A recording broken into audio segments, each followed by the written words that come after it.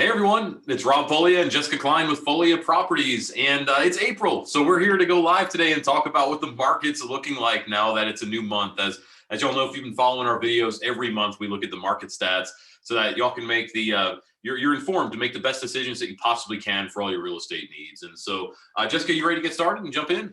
Yeah, I am. And, this is really exciting because Rob and I have not seen the stats ourselves.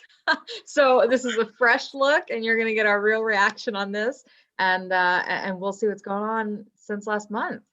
Absolutely, yeah. That's the only stat I've seen right here, and this is just the Yeah. median sales price in our area, which has been rising as you would expect. But let's jump in because if y'all have been keeping track of our videos, probably the biggest thing we're looking at is housing inventory, the amount of homes that are actually for sale, how many new listings are hitting the market, because those are the trends that are going to show us what direction the market's heading. The months of supply, which we'll get to in a second, is that telling statistic? Is it a seller's market, buyer's market, etc. So what do you say, Jessica? You want to start with homes for sale? Yeah, let's do it. And we're looking at simply homes for sale in our entire MLS right now. So that means everything in Middle Tennessee. There's even little slivers of Kentucky and Alabama that are in our MLS as well. So the entire MLS, you can see, has about 6,800 homes for sale, 6,844, which is down almost 64% compared to this time last year. That's crazy, isn't it? Oh, it's absolutely crazy. And what I'm looking at is what happened since last month. Because if anyone saw us go through the stats last month, we were already saying, historic lows and, this is crazy. And wow, what a drop there. Exactly. Like that's like if you look at in here, in fact, let's go back to look at just the max that the system will let us go back, and hopefully it works because it's perfect. So you can see previous to this kind of market, just crazy market that we're in right now, the lowest amount of homes we've ever seen for sale in our MLS was in December of 16 with around a little shy of 12,000 homes for sale. We went lower than that number in February, and we've almost cut that number in half between February and March.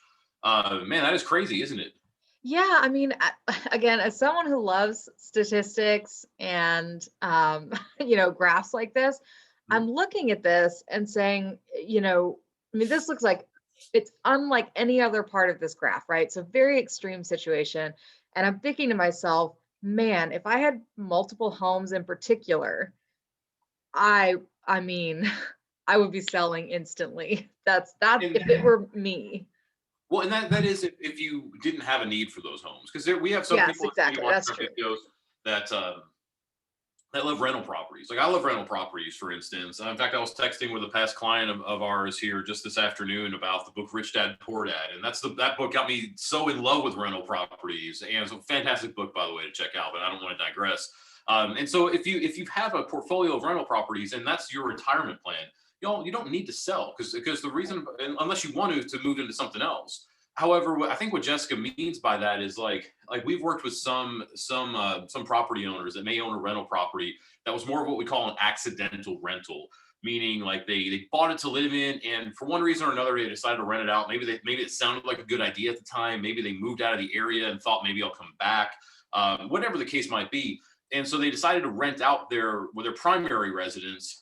And it's not necessarily the best rental. Maybe they don't even enjoy owning it as a rental property. I think that's the situation you're talking about, right, Jessica? Absolutely that. And then in addition, if you're someone who's been in the long-term investment game for, years and years, maybe even decades, and you're thinking that you're coming to the end of that, essentially looking to cash out on your investment, I mean, there's very likely not going to be another time like this. Yeah, that's a good point. I mean, if you are, if some people look at it as a rental property is going to produce passive income in perpetuity forever. It's going to just continue to come in. Some look at it as in, hey, let me just cash out and not deal with that asset anymore. If that's the case for you, you're right, Jessica. Like this is a market that we've never seen, and you can see. I mean, I just pulled up Davidson County, so that's Nashville's county, just so we can take a look at inventory levels. Because if you notice. Between December and January, we saw that number go up a little bit. It went down a little bit in February. I mean, look how low it is now. I mean, only 2,000 homes are for sale in Davidson County right now, which is crazy. I mean, that's just I mean, look at just 5 years. I mean, just it's a metropolitan area. That's not a small town or any, Yeah. there are lots and lots of homes in that area, and 2,000 being for sale. I mean, that's essentially rock bottom. Like there's no, there's hardly anywhere we can go below that. And I know we keep saying that, and this is, it's just such a unique situation. Fascinating from a statistical point of view, right? It really is. Now, one statistic that we look at on a regular basis is new listings. Since we've got Davidson County pulled up, we'll just go ahead and leave it on Davidson for a second, just to see if what direction is trending in the county. But then we'll also dive into the entire MLS here in just a second. And it's kind of a number that, as you can see, it can be kind of jagged. There's ups and downs throughout a typical year. Like throw out 2020 because of COVID. Typically what we see, and in fact, just go back 5 years so you can take a look at everything. It's kind of a bell-shaped curve. I mean, yes, there's some ups and downs here throughout. However, you can see how starts off low, starts to peak in the spring, kind of levels out in the summer, starts dropping in the fall, and bottoms out in December. That's a typical market cycle for new homes in Middle Tennessee. And again, throw out last year because of COVID, but what we saw over the last couple of months was kind of strange, because what we saw from December into January was a pretty significant jump. Same that you normally see. You Yeah, can see pretty it normal. all these years. It's Mhm. normal. But then January into February was a pretty significant drop.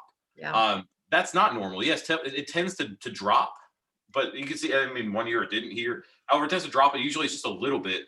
But then it normally kind of skyrockets from February into March, as you can see right here from in 19, 1,500 homes listed in February 19, almost 1,900 in March of 19, 1,500 in February of 18, again, almost 1,900 in March of 18. Pretty normal statistics. This year, almost 1,300 listed in February, only a little more than 1,300 listed in March. That tells us still there's an inventory shortage, because Mhm. a typical year, like I just mentioned, March of 18, 1,800, 1,900 listings. In March of 19, same number. March of 17, 1,800 listings. This tells us that it's going to continue to trend this way, at least for the foreseeable future, unless something changes drastically. We're going to continue to see somewhat of a housing shortage, right? Absolutely. And I mean, yeah, this last month, I mean, it's such a small increase that it's almost flat, Yeah. which is very, like you said, very, very uncommon for this time of year. And in fact, the entire MLS, it's the same thing. I mean, you can see here, again, it's a typical, again, throughout 2020, but from January into February of 19, slight drop, but then a significant jump to where there were more homes, by, I don't know, what is that? Probably about 10 to 15% more homes listed in March of 19 than there were in January of 19. You can say the same thing about 18. I mean, that was a steady rise, but March of 18, 7,000 homes listed. January of 18, only almost 53, 100 homes listed. So again, a significant rise. This year, a lot of homes listed in January, which made us kind of question, is the market going to kind of correct itself and more homes hitting the market? And we're not seeing that now. I mean, it's Right. February and March, and this tells us that it's going to continue to be that low inventory market that we're seeing, and it's likely going to stay that way at least for the next quarter, possibly for the next year.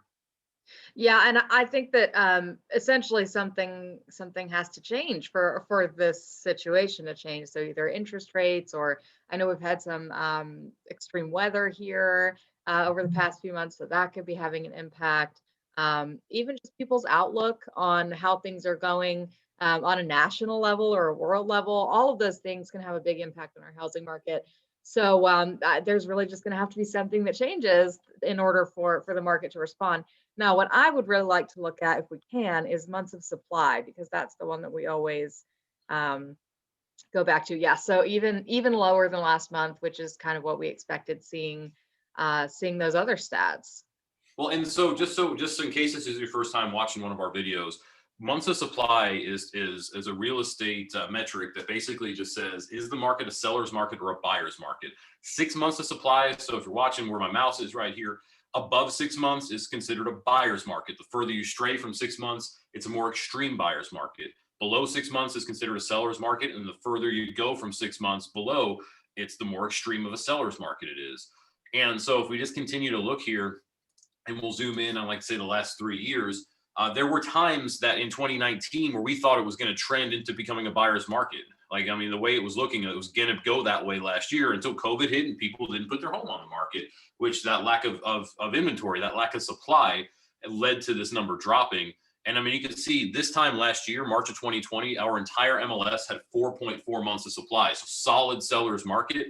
This month, 1.2. So almost a quarter of what it was this time, this time last year. Huge, almost a month drop off from February into March. I mean, guys, what this is telling me is if you're a seller, now's the time to act, because I know we keep saying it's never going to get better than this. And yes, maybe it got better from February into March for you as a seller. However, it's getting to the point where there's nowhere else for it to go. Like, this is our entire MLS. Let's just look at, like, let's just pull up Murfreesboro. Murfreesboro went from December, 2 months, January 1.9, February 1.4, March 0.5 months of supply. So meaning if no other homes hit the market in the next 15 days, there will not be a home for sale. So if that's you, in terms of that piece of real estate you own, like we described before, that you don't really want to hold on to, now is when you take advantage of it. I mean, you can't get lower than 0, and 0.5 is basically that. Yeah, I mean, this is the only situation I can imagine where we can sort of predict the market, right? Because what's Gary Keller's thing, right? You go up, you say, okay, tell me where the top is, and then you say now, and then I keep going, or tell me where the top is now, because you can see that it's coming down. I mean, it can't be less than 0, right? So essentially, we're as close to the best situation as we can imagine, and we don't know when it's going to when we're going to have more months of supply than last month. So absolutely. So, like, to give you an example of what Jessica meant by, that, in case you haven't heard Gary Keller talk or anything, like say you were looking at market trends from 10 years ago when it was an extreme buyer's market. Some buyers thought this market will never get better, and I'm just going to wait, let it get worse, and I'll just jump on it when the opportunity is right. If they made that decision in of May of 2011, that was the peak of the market for buyers. And then it subtly started shifting more into a seller's market. By the end of 2011, it was still a buyer's market, kind of a strong one, and yet by the end of 2012, it was basically a balanced market. And then by the end of 2013, it had transitioned into a seller's market. And I can't tell you how many times I've heard recently from, whether they be investors or people who are trying to time the market, that are like, I'm just going to wait. I'm going to wait out the market. I don't know if you've seen this meme going around, Jessica, but there's a funny meme. I should have pulled it up ahead of time. I didn't think about it, of Tom Brady. And it's like Tom Brady being the market, how like every year you can look at Tom Brady's headshot from when he was a rookie on the Patriots to now, and it kind of looks the same. Like, the dude doesn't age. And it's like that's what the market's been like here over the last, looking at the numbers here, about 8 years, that there've been a lot of buyers that have said, well, hey, I'm just going to wait. I'm just going to wait until the market gets worse, and I can buy something and get a deal.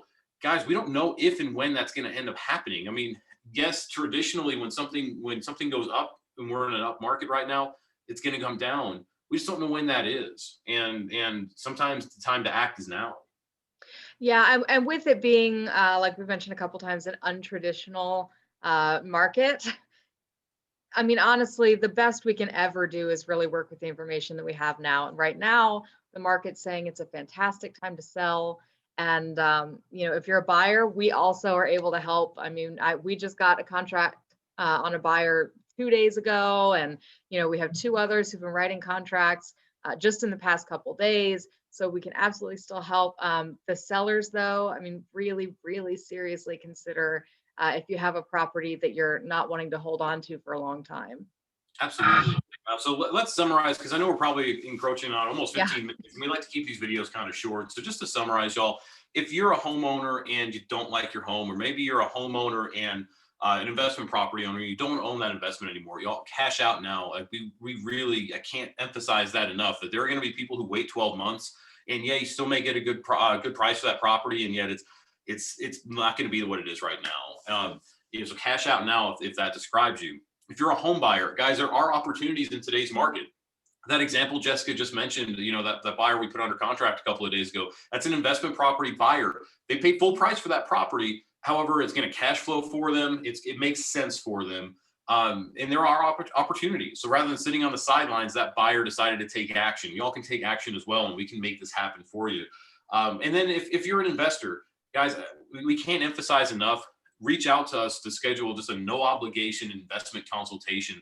It doesn't have to be that you need to sell your properties tomorrow, because again, like we said at the very beginning of this video, that we are proponents of investment properties. So if you want to own those properties, it's all good to just simply get an idea of what they're going to sell for. You might decide though that property that you bought for $100,000 10 years ago, that it's worth $250 right now, that and it's only cash flowing, bringing in $1,300 a month. Maybe it makes sense to sell that property today and move that money into something else, and into a bigger property that's going to get a cash flow at a better rate. Like, there are a lot of examples like that we can talk about, but we can only talk about it if you reach out to us and you say, hey, I want that information.